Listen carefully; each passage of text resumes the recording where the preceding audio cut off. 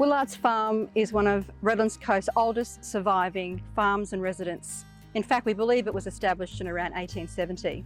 Believe it or not, my parents settled just down the road in a humpy in the 50s when they escaped war-torn Europe as refugees.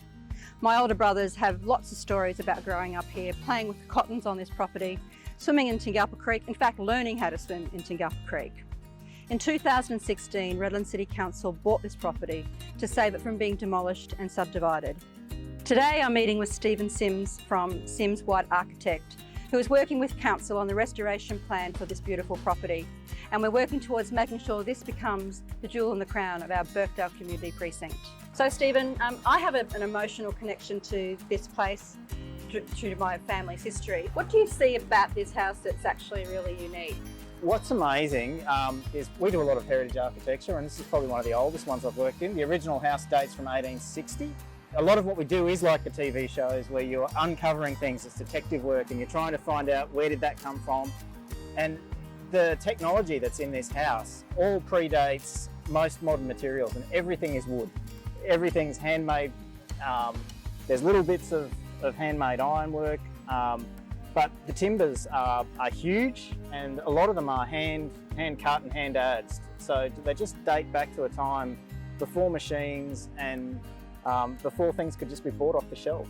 That's really exciting, and I note that the weatherboards are really quite large. Yeah. And I'm wondering where you think that timber came from. Do you think it was, hewn from the pines here on the property, or have you got an idea of where it might have come from? Most likely.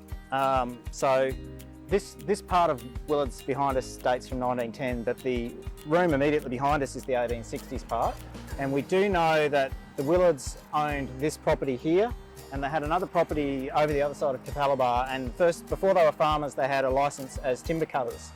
So if the timber didn't come from here, it would have come from their other property, but it is most likely that it was taken from here as clearing before they actually started farming the community. And we know that there was a sawmill at Cleveland in operation at the time, and we know that the Willards shipped their timber by bullock dray down there in that time frame. So we're almost certain that that's where it came from. Well, the community and myself and others are really excited to get into your head as to, what you think the opportunities are for a house like this, that reflects our history, our farming history, our European settlement. But, what you might see is how this might operate in the bigger picture of our Redland Coast. So, oh wow, that's a good question. There's a couple of things. So I'd love to see it. So I'm from Toowoomba, I'll divulge that. So we've got the Cobb & Co Museum, which is a living museum. So I can actually foresee this place operating a bit that way. If you had a really engaged volunteer group, it's also the place that is, is just begging for an education type facility for school groups, tour groups, tourists, but also for function days, one-offs, weddings.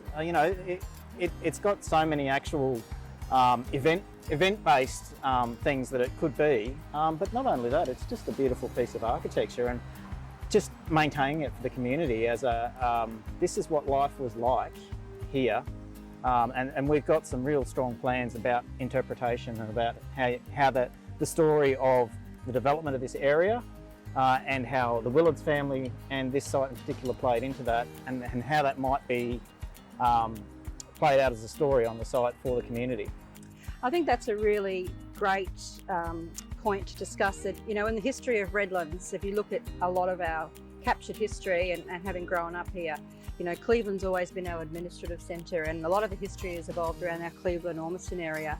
And I think to capture this part of our city in Capalabar, Birkdale, is a missing piece of a puzzle, and I'm really looking forward to Council working with you to really develop that and create that pride in this particular part of our Redlands Coast. And I'm sure I speak on behalf of the community, so we're really excited about working with you to preserving this piece of history and bringing this back to its former glory. And obviously the community is very excited, and we're looking forward to seeing what those plans will deliver. So thank you so much, Stephen, for being here today. Thank you.